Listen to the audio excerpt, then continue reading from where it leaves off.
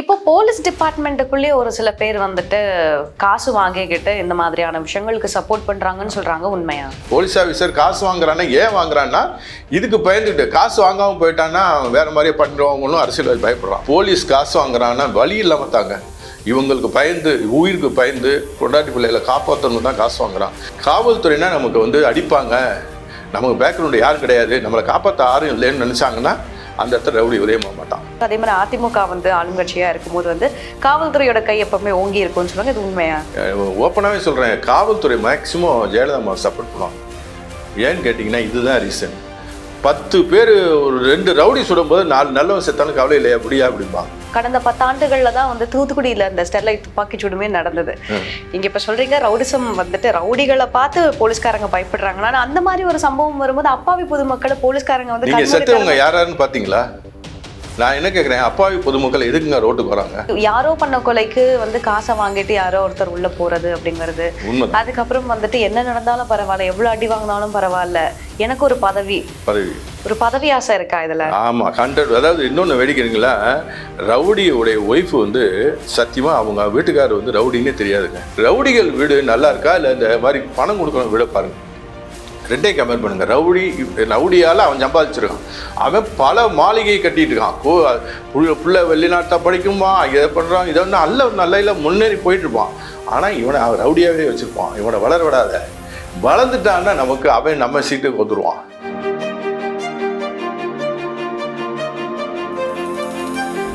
வணக்கம் சார். வணக்கம். இப்போ போலீஸ் டிபார்ட்மெண்ட்டுக்குள்ளே ஒரு சில பேர் காசு வாங்கிக்கிட்டு இந்த மாதிரியான விஷயங்களுக்கு சப்போர்ட் பண்றாங்கன்னு சொல்றாங்க, உண்மையா? தான் உயிருக்கு பயப்படுறாங்க. நேர்மையாக இருக்கிறாங்கன்னு வச்சுங்களேன், ஒரு போலீஸ் நேர்மையாக இருக்காங்க. நேர்மையாக இருந்தால் என்ன செய்வீங்க? மிஞ்சி போனால் ஒரு 3 வித்தின் ஒன்றும் வேண்டாம். இப்போ இன்றைக்கி பேப்பரில் கூட போட்டிருக்கு, ஒரு டிஎம்கே கட்சிக்கார் ஆளுங்கட்சின்னு தான் சொல்லணும். அவர் என்ன செய்கிறாரு, டோல் போகிறாரு, பெரம்பலூர்கிட்ட அவர் டோல் வாங்கலை. என்ன பண்ணுறாங்க, டோல்காரன் நீ காசு கொடுத்துரு மாதிரி வேலை போகிறா டோல். அப்போ அந்த பெரம்பலூரில் இருக்கிற அந்த டோலில் இருக்கிறவங்க என்ன செய்கிறாங்க, அவனை போய் இவன் மிரட்டுறான், கார் விட்டு அடிச்சு நோக்குறான். சிங்கிள் மேன், இவர் ஆளுங்கட்சியை சேர்ந்தவர், சிங்கிள் மேன் அடிச்சு நோக்கு. நேத்திக்கு நடந்ததுன்னு உடனே என்ன பண்ணுறாங்க, அந்த டோல்காரங்க ஸ்டேஷனில் கம்ப்ளைண்ட் கொடுக்குறாங்க. ஸ்டேஷன் எஸ்ஐ இவர் மேலே கேஸ் போடுறாருங்க. நம்ப மாட்டீங்க, 24 மணி நேரத்துக்குள்ள தூக்கி ஆம்புலன்ஸ் ரிசர்வ்னு ஆயுதப்படைக்கு டிரான்ஸ்ஃபருங்க. அவர் நான் 10 வருஷமா இருக்கும்போதே காவல்துறை வேண்டான்ட்டு வந்த ஆள். அப்போ என் மனசுக்குள்ள எவ்வளோ வலி வேதனையெல்லாம் இருக்கும். நான் சின்சியராக ஒர்க் பண்ணிடும்போது கான்ட்ரவர்ஸாக இவர் மேலே கம்ப்ளைண்ட் இருக்குது, அதனால இவரை டிரான்ஸ்ஃபர் பண்ணுங்கன்னு ஒரு பெரிய போலீஸ் ஆஃபீஸர் என் மேலே கம்ப்ளைண்ட் கொடுத்து என்னை டிரான்ஸ்ஃபர் பண்ணுறாங்க. சப்போர்ட் பண்ணல அப்படிங்கிற எப்படி சப்போர்ட் பண்ணுங்கிறாங்க? ஒருத்தர் என்ன சொல்றாங்க, எலெக்ஷன் சமயத்தில் பணம் கொடுக்குறாங்க. அது எலெக்ஷன் சமயத்துக்கு உங்களுக்கே தெரியும், பணம்லாம் இல்லீகலாக வரும் போகும். அவங்க அதை பதுக்கி வைக்கிறாரு. அதை நான் கண்டுபிடிக்கிறேன், ஆளுங்கட்சி அப்போ கண்டுபிடிச்சி சொல்கிறேன் கவர்மெண்ட்டுக்கு, இந்த மாதிரி பணம் அவங்க வந்திருக்காங்க, இத்தனை லட்ச ரூபா உள்ளே இருக்குது அப்படின்னு கண்டுபிடிச்சி ஆதாரப்பூர்வமாக சொல்கிறேன். அவன் என்ன செய்கிறான், இவர் எதிர்க்கட்சியை சேர்ந்தவர், அதனால தான் வேணும் போய் சொல்கிறாருன்னு சொல்கிறான். அதை நம்புறாங்க மேலே உள்ளவங்க. உடனே என்னை டிரான்ஸ்ஃபர் பண்ணுறாங்க. நான் சொன்னது பொய்யா தப்பான்னு விசாரிக்கலாம்ல, பண்ணலை.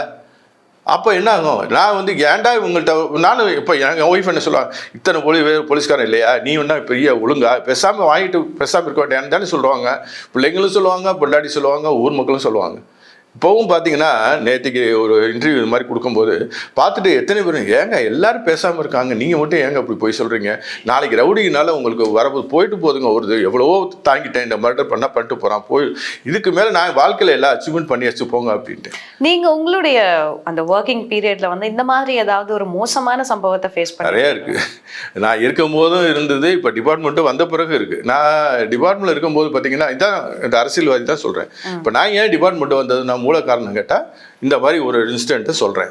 அவர் பயங்கர இப்போ பார்த்தீங்கன்னா அவர் மேலே பெரிய பெரிய சிபிஐ கேஸ் இருக்குது, இஓ கேஸு, இடி கேஸு நிறையா இருக்குது. அந்த ஆள் கட்சியில் தான் இருக்கிறாரு, முன்னாள் அமைச்சர். அவர் என்ன செய்கிறாரு, அவர் மேலே நான் சொல்கிறேன், இந்த எலெக்ஷன் வந்த பணத்தை பண்ணுறேன். உடனே அங்கேருந்து சொல்கிறான், வீட்டில் மிரட்டிட்டு போகிறான். என்ன நினச்சிட்டு இருக்க, எல்லாரும் காசு வாங்குறாங்க.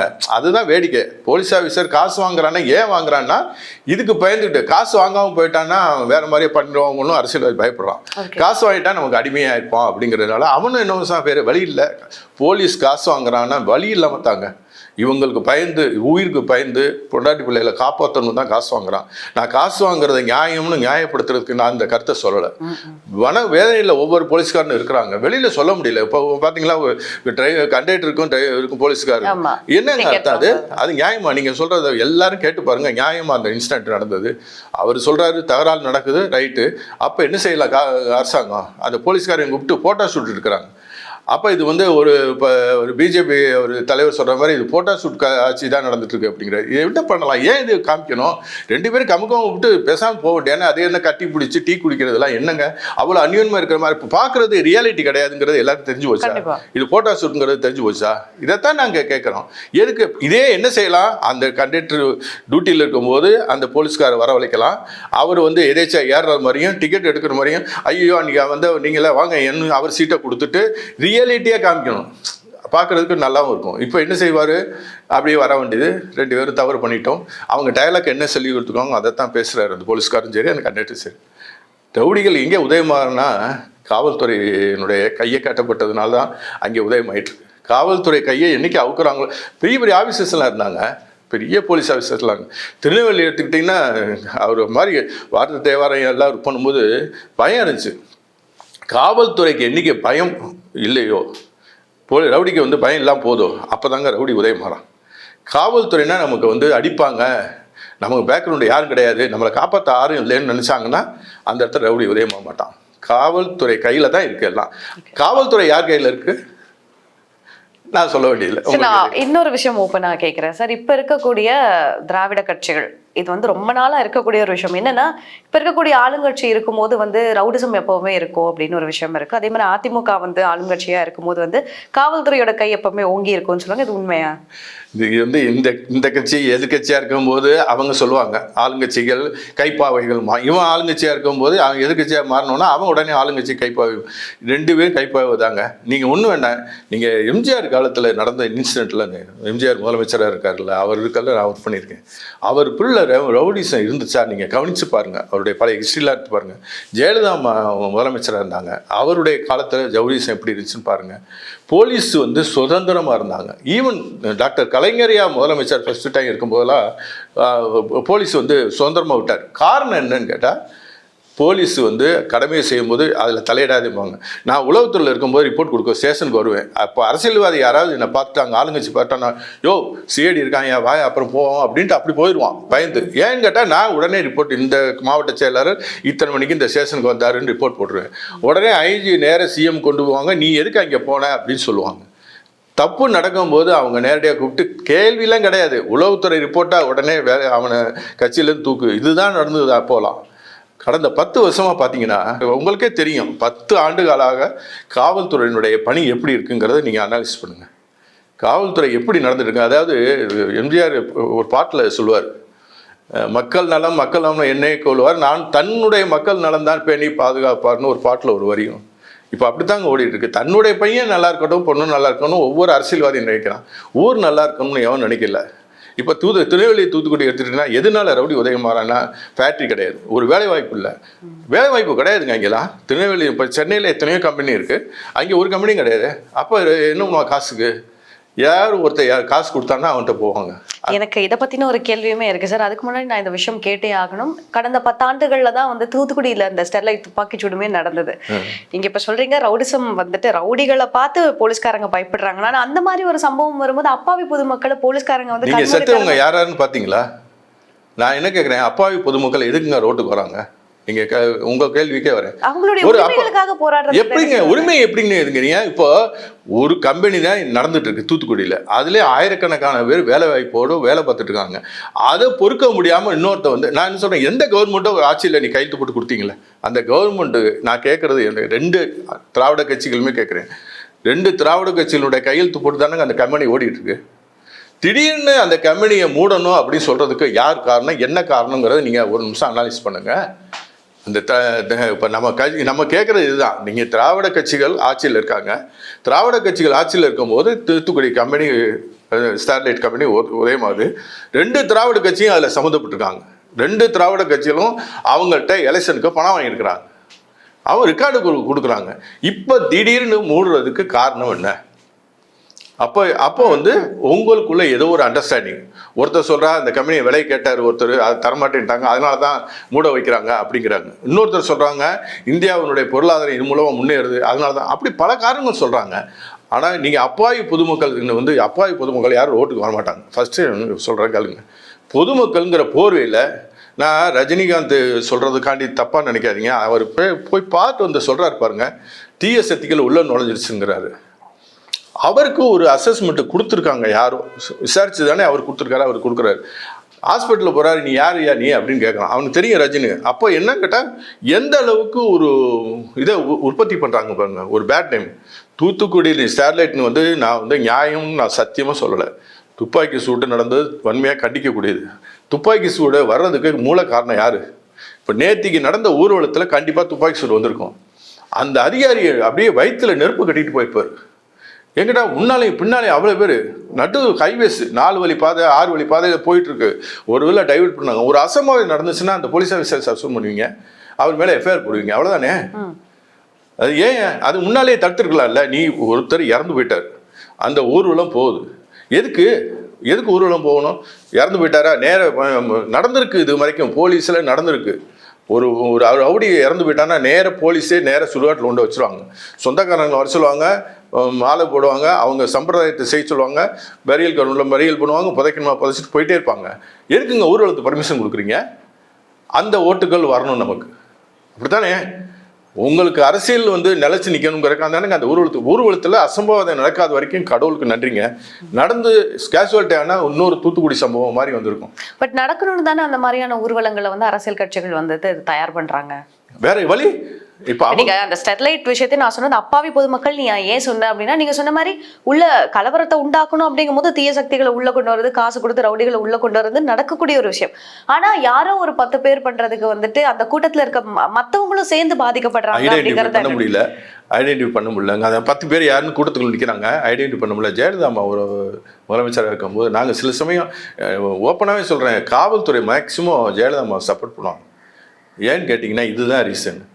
10 பேர் ஒரு 2 ரவுடி சுடும்போது 4 நல்லவன் செத்தாலும் கவலை இல்லையா அப்படியா அப்படிம்பாங்க. வழி இல்லை, அந்த 2 ரவுடி சுடணும், 4 பேர் கூட செத்தா தான் அந்த ரவுடியும் சுட முடியும்னா சுடுறதை பற்றி கவலை இல்லை, அவங்க தியாகியாக நம்ம நினச்சிட்டு போவாங்க. வழி இல்லை, காரணங்களுங்க. ரவுடிகள் வந்து இப்போ நீங்கள் சினிமாவில் வந்ததெல்லாம் உண்மைங்க. சினிமாவை பார்த்து தாங்க கெட்டு குட்டிச்சராக போயிட்டு இருக்கு சினிமா உலகம். அதுவும் நீங்கள் பார்த்தீங்கன்னா நான் பெரிய பெரிய சூப்பர் ஸ்டார்களை எவரா பெரிய அறுவாள் எடுத்துக்க அவங்க பாட்டு வெட்டிக்கிட்டு போயிட்டே இருக்கிறாங்க. என்னங்க கலாச்சாரம் இதை மாணவர்கள்ட்ட பதிக்கிறாங்க. மாணவர்கள்ட்ட எப்படி கொண்டு விதையை விதைக்கிறாங்க பார்த்தீங்களா? அப்படியே அறுவாள் எடுத்துகிட்டு போகிறார், வெட்டிட்டு போயிட்டு இருக்கார் பெரிய ஸ்டார். நான் வந்து பேரை சொல்ல, என்கிட்ட எல்லா சூப்பர் ஸ்டாரும் அப்படித்தான், ஒரு நடிகர் மட்டும் இல்லை, எல்லாரும் பெரிய பெரிய நடிகர்னா அது பார்த்தீங்கன்னா கையில் ஒரு அறுவாள் இருப்பார், டக்குன்னு ஒட்டுவார். அது பேர் கலாச்சாரமா? அது மாணவர்கள் கெடுக்கிற கலாச்சாரம்னு ஏன் தெரிய மாட்டேங்குது? மாணவர்கள் கைதட்டுறான். ஏங்கிட்டா அவங்களுக்கு தெரியாது, நல்லது தெரியாது, கெட்டது தெரியாது. படிக்க வேண்டிய காலத்தில் படிக்க முடியல, அவனை பூரா கெடுத்து குட்டிச்சராக்குறது இந்த சினிமா உலகம். அப்போ என்ன செய்யறான்? அறுவாளை தூக்கினா வெட்டினா போலீஸ்காரன் கேட்க மாட்டாட்டா, வெட்டுறா அப்படிங்கிறான். போலீஸ்காரன் நிஜமாவே கேட்க மாட்டேங்கிறாங்க, வேற வழி இல்லை. இதுதான் உங்களுக்கு போயிட்டு இருக்கிறது சினிமா உலகத்துலையும் அது முக்கியமான காரணம். இப்போ ரவுடிகள் உருவாகிறது அப்படின்னு சொல்லும் போது சார், நான் இந்த விஷயத்த கேட்டே ஆகணும். ரவுடிகள் அப்படிங்கும்போது ரொம்ப யங் ஏஜ்லேயே உருவாகிற ஒரு விஷயம் தான்.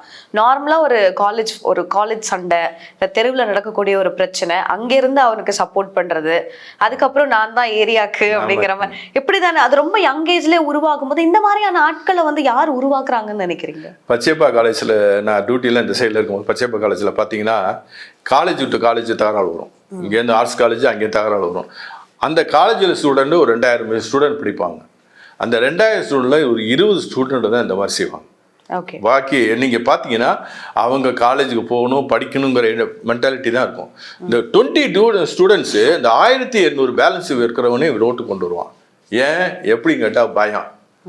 அந்த பயம் தாங்க அவங்களுக்கு ப்ளஸ்ஸு. வருவான், டே வெளியே வரலன்னா அவ்வளோதான் வெட்டி விடுவோண்டான்னொன்னே என்ன சொல்கிறான், ஐயோ அப்படி தானே வருவாங்க. இதுதான் ரீசன். காலேஜில் வந்து வாடா ரவுடி உருவாகிறான்னா இந்த 20 பேர் என்ன செய்கிறான், தனக்கு ஆட்கள் தேவையும் போது அவனுக்கு யார் ஜால்ரா போனால் அவனை பின்னால் ஒரு 10 யாராவது சேர்த்துடுறான். அவர் 20 ஸ்டூடெண்ட்ஸே ஒரு 200 ஸ்டூடெண்ட்ஸ் சார் காலேஜ் மேலே பஸ் மேலே எழுதுறது கொடுத்து பயணிகள் இருக்காங்கன்னு வச்சுங்களேன். பேசஞ்சர்லாம் உயிரை கையில் பிடிச்சி வண்டியில் உட்காந்துருப்பான் காரில். அப்போ அந்த ரவுடி அங்கே தான் உதவி மாறான். இது சிட்டிக்குள்ளே. நாங்கள் எப்போ நாங்கள் 30-40 வருஷத்துக்கு முன்னாலேருந்தே இந்த காலேஜில் தகராறு நடந்துட்டு இருக்கிறது வாசம் தான். ஆனால் இப்போ என்னன்னு கேட்டால் சோசியல் மீடியா மெயினாக வந்து ஆக்குபைனிஸ். ஏன் கேட்டிங்கன்னா ஒரு இன்ஸ்டண்ட்டா அதை வீடியோ வருதா போடுறா, 4 லைக் வருதா, 4 கமெண்ட் வருதா, பாடுறா, அப்போ நான் எல்லாருக்கும் பப்ளிசிட்டி ஆகிடுறேன். இப்படி தானுங்க. அப்போ இப்படி கிடையாது. அப்போ வந்து பேப்பரில் போட்டால் தான். இப்போ வந்து உடனே வீடியோ எடுக்கிறான். இதனால் என்ன விளைவுகள் வருதுன்னு அவனுக்கு தெரியவே இல்லை. போட்டு தள்ளுறா, கையை வெட்டுறா, காலை வெட்டுறா. 2 ஸ்டூடெண்ட்ஸுங்க. அவங்க பெத்த தாய் தப்பன் எவ்வளோ துடிப்பாங்கங்கிறது யாருமே நினைக்கல. இந்த பையன் போனாலும் சரி, அந்த பையனும் சரி, அவங்க அப்பா அம்மா தாங்க பாதிக்கிறாங்க. சரி, ஒரு வீட்டில் வேலை பார்க்குதுங்க அந்த லேடி, அது பையன் நல்லா படிக்கிறான்னு சொல்லி தான் அந்த அம்மா 10 வீட்டில் வேலைக்கு போகுது. ஆனால் இவன் ரவுடித்தனம் பண்ணிட்டு இருக்காங்கிறது அம்மாட்ட போய் சொன்னோன்னே அந்த அம்மா அழுகுறாங்க. ஐயா ஒன்றும் பண்ணிடாதீங்கிற. நான் வீட்டுக்கு போயிருக்கேன், ஏம்மா உங்கள் பையன் இப்படி பண்ணியிருக்கான்னு சொல்லும் போது அந்த அம்மா அழுகுறாங்க. ஐயோ ஒன்றும் பண்ணிடாதீங்கன்னு தான் சொல்கிறாங்க. ஆனால் இவன் வாயை திறந்து சொல்ல மாட்டேங்கிறான். கிட்ட நம்ப மாட்டீங்க, போட்டு அடின்னு அடிச்ச கொஞ்சம் கூட அசையலைங்க. எருமை தோலான்னு கேட்பேன் நான். அவ்வளோ அடி வைப்பாங்க போலீஸ். பேசாமல் இருப்பான் ரவுடி. அப்போ என்ன ஆகுது, அவனுக்கு அப்படியே இரும்பு இதே மாதிரி வந்து இப்போது ஒரு 2 பேர் போட்டு ஜெயிலுக்கு போகணும். ஜெயிலுக்கு போய் அங்கே என்ன செய்கிறான், உடனே கொஞ்ச நாளில் வக்கீல் விட்டு வெளியில் வந்துடுறான். அந்த மாதிரியான தாட்ஸ் தான் அவங்கள பயங்கரமா ரவுடியா மாத்துது. கண்டிப்பாக மாற்றுது. ஏன்னா அதுதான் நான் சொன்ன மாதிரி யாரோ பண்ண கொலைக்கு வந்து காசை வாங்கிட்டு யாரோ ஒருத்தர் உள்ள போறது அப்படிங்கிறது. அதுக்கப்புறம் வந்துட்டு என்ன நடந்தாலும் பரவாயில்ல, எவ்வளவு அடி வாங்கினாலும் பரவாயில்ல, எனக்கு ஒரு பதவி ஆசை இருக்கா இதுல? ஆமா, 100. அதாவது இன்னொன்னு வேடிக்கிறீங்களா, ரவுடியோடைய ஒய்ஃப் வந்து சத்தியமா அவங்க வீட்டுக்காரர் வந்து ரவுடின்னே தெரியாதுங்க. ஒரு இன்ஸ்டன்ட், அதாவது அங்கே ஒன்று இங்கே ஒன்று ரேர் கேஸ் தான் நான் அதை சொல்கிறதெல்லாம். அந்த ரவுடின்னே தெரியாது. அவன் வீட்டை விட்டு கிளம்பும்போது பேண்ட் ஷர்ட்டை போட்டு எல்லாம் போட்டு நான் கம்பெனியில் வேலைக்கு பார்க்குறேன்னு சொல்லிட்டு தான் வரான். வந்து இங்கே எல்லாம் பண்ணும்போது என்ன செய்கிறான், போலீஸ் பிடிச்சோன்னு சொல்கிறான். போலீஸு பேப்பர் டிவிலலாம் இருக்கும்போது இந்த மார்க்ஸ் போட்டுங்க, அதை போட்டு என்னை எடுங்க அப்படிங்கிறான். அப்புறம் அவன்கிட்ட தனியாக இன்ட்ராக்ட் பண்ணி பேசுகிறேன். என்னடா ஆச்சுன்னா, என் ஒய்ஃபுக்கு நான் இங்கே ரவுடின்னு தெரியாது, நான் இந்த மாதிரி பண்ணிகிட்ருக்கேன், எப்படி பணம் வருதுன்னு கூட தெரியாது என் ஒய்ஃபுக்கு, நான் கம்பெனியில் வேலை பார்க்குறேன். அப்போது அவன் என்ன செய்கிறான், தனக்கு ஏதாவது ஒரு பதவி அரசியல்வாதி கொடுத்துட்டாங்க அப்படின்னா அப்போ தான் பெரிய ஆள் ஆயிடுறான். இந்த ஏதோ நான் தனுஷ் படத்தில் கூட கேஷுவலாக பேசும்போது சொல்லுவேன், சாதாரணமாக தான் இருப்பான். அப்புறம் அவனுக்கு ஒரு ஆசை வந்துடும், எம்எல்ஏ ஆசை அப்படிங்க. இதே மாதிரி தான் இந்த இப்போ தீபக் ராஜா விஷயத்தில் நீங்கள் 100% பார்த்தீங்கன்னா அவர் நல்ல மனிதன், அவர் பிறப்பால் நல்ல மனிதன். காலேஜில் படிக்கும்போது தன்னுடைய கம்யூனிட்டியை முன்னேறணும்னு பார்க்குறாரு. அந்த கம்யூனிட்டி முன்னேறதுக்கு என்ன வழி வேணாலும் கொடுத்து வாங்குவோங்கிறாரு. ஆனால் இந்த மாதிரி பண்ணினா கம்யூனிட்டி முன்னேறாங்கிறத சொல்கிறதுக்கு அவர்கிட்ட ஆள் இல்லை. முன்னேறணும் அப்படின்னுச்சா அவனுக்கு வேலை வாய்ப்புகள் எத்தனை போலீஸில் போய் சேர்த்துருக்காங்க தெரியுங்களா? எத்தனையோ போலீஸில் பேக்வர்ட் கம்யூனிட்டிக்கு ஒரு ட்ரைனிங் கொடுக்குறாங்க, அவங்க போலீஸ் ஆக்கலாம். இல்லைன்னா ஏதாவது ஒரு கிளர்க்கு போஸ்ட்டு, ஏதோ ஒரு கம்பெனியில் வேலை, அதெல்லாம் செய்யலை, அதெல்லாம் செய்ய மாட்டாங்க. இது தாண்டா யூனிட்ட கேஷ். உங்களுக்கு வந்து பணம் வந்து உடனே கிடைக்கும் அப்படின்னா இந்த ரவுடிஸ காசு. இதே நீங்கள் அங்கேயே போனீங்கன்னா இவ்வளோ சீக்கிரம் காசு கிடைக்காது. அதை நல்லா புரிஞ்சு வச்சுக்கிட்டாங்க இந்த தலைவர்கள். அந்த தலைவர்கள் கொடுக்கக்கூடிய பணத்துல தான் கட்சியே வந்து நடத்துறாங்க. அந்த பணங்கள் ரவுடிகள் கொடுக்கலைங்க, ரவுடிகளை வச்சு அவன் சம்பாதிக்கிறான். அந்த அரசியல்வாதி இருக்கானே மணல் திருறான். 30 வண்டி உங்களுக்கு மணல் போகணும்னா 300 வண்டிக்கு ஏற்றிட்டு போவான். ஸோ 300 வண்டி மணலுக்கு பணம் வந்து வந்துடுது, 30 வண்டிக்கே கவர்மெண்ட்டை கட்டிடுவான். எவ்வளவு கேஸுங்க. இப்போ நீங்கள் பிடிச்சிருக்கிற கேஸை பார்த்தா 4000 கோடி என்னமோ சொல்கிறாங்க கவர்மெண்ட்டில், சென்ட்ரல் கவர்மெண்ட்டில் 4000 கோடி இடியில் பிடிச்சிருக்காங்க. எங்கேதான் ஆச்சு இந்த பணம்னா தெரியல, எங்கே இருக்குது, இவன்ட்ட தான் இருக்குது. ஒவ்வொருத்தரும் பார்த்தீங்கன்னா நீங்கள் போய் பாருங்கள், ரவுடிகள் வீடு நல்லா இருக்கா இல்லை இந்த மாதிரி பணம் கொடுக்கணும் வீட பாருங்கள், ரெண்டையும் கம்பேர் பண்ணுங்கள். ரவுடியால் அவன் சம்பாதிச்சிருக்கான், அவன் பல மாளிகையை கட்டிட்டு இருக்கான், புள்ள வெளிநாட்டில் படிக்குமா, இதை பண்ணுறான், இதை ஒன்று நல்ல முன்னேறி போயிட்டுருப்பான். ஆனால் இவனை அவன் ரவுடியாகவே வச்சுருப்பான். இவனை வளர விடாத, வளர்ந்துட்டான்னா நமக்கு அவன் நம்ம சீட்டுக்கு வந்துடுவான். அவனை வளர விடாதேன்ட்டு அப்படியே வச்சுருப்பாங்க. அவன் வீடு பார்த்திங்கன்னா ஒரு சாதாரண வீடாக தான் இருக்கும். ரவுடி வீடெல்லாம் ஒரு பெரிய பங்களாக இருக்காது. ஆனால் ரவுடியால் சம்பாதிச்ச அந்த அரசியல்வாதி பெரிய பங்களா கட்டியிருப்பார். பையன் பொண்ணெல்லாம் ஃபாரினில் படிக்க வச்சுருப்பார். நேச்சுரல். நீங்கள் வேணால் செக் பண்ணி பாருங்க, நான் சொல்கிறது பையா. அதே மாதிரி தென் தமிழகத்தை எடுத்துக்கிட்ட வரைக்கும் சார், நான் குறிப்பிட்ட டிஸ்ட்ரிக்ஸை பற்றி நான் சொல்கிறேன். பட் ஆனால் எல்லா இடத்துலையுமே வந்துட்டு ஒரு சில இடத்துல வந்துட்டு இந்த காஸ்ட் அப்படிங்கிற ஒரு விஷயம் வந்து பயங்கரமாக ஒரு ரோல் பிளே பண்ணுது அப்படின்னு சொல்லி, ஒரு குறிப்பிட்ட 2 சாதியினருக்கு நடுவில் எப்போவுமே அந்த ஒரு பிரச்சனை இருந்துக்கிட்டே இருக்கு. கேட்டால் ஆண்ட சாதி அப்படின்னு சொல்கிறாங்க, இன்னொரு பக்கம் வந்துட்டு அவங்க எப்படி அதை பண்ணலாம் அப்படின்னு இன்னொரு பக்கம் கேட்குறாங்க. முன்னேறி வரணும்னு நீங்கள் சொல்கிற மாதிரி நிறைய பேர் முன்னேறி வரணும்னு நினைக்கிறாங்க. இன்னொரு பக்கம் பார்த்தோம் அப்படின்னா எங்களை ஏன் அடக்கி வச்சிருக்காங்கிற கோவத்தில் வந்துட்டு வேற மாதிரி போகிற ஆட்களையும் நம்ம வந்து அடக்கி வச்சிருக்காங்க. யார் அடக்கி வச்சிருக்காங்க சொல்லுங்க. அடக்கி வைக்கிறது இல்லை, இவங்க அடங்கி போகிறாங்க. நீ காசை ஏன்டா அவன்கிட்ட போய் வாங்குறதுனால தான் நீ அடங்கி போகிற. நான் கேட்குறது தான், நீங்கள் சொல்லுங்கள் கரெக்டு. என்னை அடக்கி வச்ச வீறு குண்டுகள் அருவாளையடு நம்ம போடு இப்படிலாம் பேசுகிறீங்கல்ல, நான் கேட்குறேன். அவன் வந்து அடக்கி வச்சிருக்கான யாரால? அவன்கிட்ட போய் நீ காசு வாங்குறதுனால அடங்கியிருக்க. நீ எதுக்கு அவன்கிட்ட போய் காசு வாங்குற? நீ ஒரு 10 பேருக்கு வேலை கொடு, நீ 10 பேர் நல்லா சம்பாதிச்சிரு, பெரிய ஆளாக. நீ பெரிய ஆளானா ஏன்டா அவன்கிட்ட போய் அடங்குற? உங்களை வார்த்தைகளை பாருங்க. அந்த அரசியல்வாதியோட அந்த ஜாதி ஆள்கள் தாங்க பயங்கர எக்ஸ்பர்ட்டா இருப்பான். அவன் பேசுறான் பாருங்க, என்னை அடக்கி ஆளணும்னு நினைக்கிறேன். உன்னை யாரே அடக்குறா? நீங்க ஒன்றும் வேண்டாம். ஒரு பேங்க்கு நடந்ததுங்க. பேங்க்ல வந்து எம்ப்ளாயிஸ்லாம் சாப்பிட்டுட்டு இருக்காங்க. ஒரு குறிப்பிட்ட வகுப்பை சேர்ந்தவங்க போய் தனியாக உட்காந்து சாப்பிட்றாங்க. ஏன் சாப்பிட்ற? உனக்கு இந்த சீட்டு மேனேஜருக்குள்ள சம்பளம், உனக்கும் மேனேஜர் அசிஸ்டன்ட் மேனேஜர் வாங்குறீங்களா? அவன் பக்கத்தில் உட்காந்து சாப்பிடு. நீ ஏன் தனியாக போய் சாப்பிட்ற? அப்போதாங்க அவனை தன்னை அறியாமல் தாழ்வு மனப்பான்மையோட ஒதுங்குறான். நீ வந்து அதுக்கு ஒரு சங்கம் வச்சுருக்காங்க. உடனே நீங்கள் எடுத்து போய் பாருங்கள், அம்பேத்கர் சங்கம்னு வைப்பாங்க. அது ஏன் வைக்கிற? ஏய், நான் பேங்க் எம்ப்ளாயிஸு எல்லாம் ஒரே நான் கூட நீ அம்பேத்கர்னு பேரை போட்டு நீ தனியாக போகும்போது தான் உன்னை ஒதுக்குறதா ஃபீலிங் எனக்கு தோணுது. என் மனசாட்சி தோணுது. நீ அந்த இடத்துல உட்காந்து சரிசமமாக சாப்பிடு. நீனும் சம்பளம் வாங்குற, அவனும் சம்பளம் வாங்குற, 2 ரூபாய் சம்பளம் தான். நீ எதுக்கு தனியாக போய் அம்பேத்கர் மன்றம் தனியாக போட்டு தனியாக ரூம் பிடிச்சி சாப்பிட்ற? அப்போ தாங்க உதயமாது. இவங்களாம் தன்னைத்தானே தாழ்ந்துக்கிறாங்க. நீங்கள் ஒன்று கேட்குறேன். நீங்கள் உங்கள்கிட்ட நடக்கிற நிகழ்ச்சியெல்லாம் பாருங்கள். குறிப்பிட்ட 1-2 மாவட்டங்களில் தான் இருக்கும். ஏன் 38 மாவட்டத்தில் ஏன் எங்கேயும் நடக்காதா? ஏங்க அந்த 2 மாவட்டத்தில் மட்டும் நடக்குது? திருநெல்வேலி, தூத்துக்குடி, இந்த பக்கம் கடலூர், இவ்வளோ தானே. சென்னையில் அங்கங்கே, சென்னையில் ஜாதி கிடையாது, ஆனால் ரவுடிகள் இருக்கும். எதனால? இப்போ உங்களுக்கு தெரியும், சின்ன டிஸ்ட்ரிக்டில் இத்தனை டிஸ்ட்ரிக்டில் இந்த இடத்துல நடக்குது. ஏங்க ஒரு நல்ல அதிகாரியை போட்டு அந்த இதை நிப்பாட்டக்கூடாது? ஒரு 5 வருஷத்துக்கு நிப்பாட்டுங்க, அவன் வேலையை பார்க்க ஆரம்பிச்சிருவான். இப்போ அடுத்து ரெடியாக இருக்கும் ஒரு மர்டர். தீபராஜா மர்டர் பண்ண சும்மா இருப்பானா? அவன் ஃபாலோவர்ஸ் தலைவர், அடுத்த தலைவர் ரெடியாக உதயமாகணும்னா 2 பேர் போட்டு தள்ளாத அவன் தலைவராக உதயமாகலாம். அப்போ எங்கே உதயமாகுதுன்னு கேட்டால் தலைவராக வரப்போகிறார். அடுத்து நிச்சயம் வரும். அவர் என்ன செய்வார்? அவருடைய ஆட்களை 2 பேர் போட்டு தள்ளுவார். என் தலைவனை போட்டு தள்ளிட்டேடா, நீ இது உயிரோடு கூட பாரு. அப்போ அவன் தலைவன் ஆயிடுறான் ஆட்டோமேட்டிக்காக. இதுதாங்க. இதை நீங்கள் எப்படி பண்ணணுங்கிறத உங்களுக்கு ஃப்ராங்காக சொல்லிட்டேன். ஒரு ஸ்டெடியான ஆஃபீஸர் போட்டு ஒரு 5 வருஷத்துக்கு இந்த மக்களை மாற்றுங்க. திருநெல்வேலி, தூத்துக்குடிக்கு நிறைய கம்பெனியில் உருவாக்குங்க, வேலை வாய்ப்பை ஏற்படுத்துங்க. மக்கள் வேலைக்கு போயிட்டான்னு வச்சுங்க, பசங்க வேலைக்கு போயிட்டான் சம்பாதிக்கிறான்னா இதெல்லாம் மறந்துடுவான். ஆனால் பண்ணுவாங்கன்னு நினைக்கிறீங்களா? எது பண்ணுவாங்க? அது மாதிரி பண்ணிட்டான்னா அவனுக்கு ஆள் வேணும்ல. அதுதான் கேட்குறேன். அது நான் சொல்றதுக்கு சொல்ல வேண்டியது ஒவ்வொரு மக்களினுடைய மனநிலை. இப்போ ஒன்றும் வேண்டாம். இப்போ பிஜேபி அண்ணாமலை சார் வந்து ஏன் அதிகமாக மக்கள் விரும்புகிறாங்கன்னு ஒரு அனாலிசிஸ் நான் எடுத்தேன். மக்கள் வெறுத்து போயிட்டாங்க. இங்கே யாராவது ஒருத்தர் நம்மளை காப்பாற்ற மாட்டாங்க, ரோட்டில் அலைகிறாங்க. நீங்கள் அவ்வளோ கூட்டம், நீங்கள் ஒரு நானும் எனக்கு உளவுத்துறையில் ஒர்க் பண்ணி எத்தனையோ பேரை பார்த்துட்டேன்.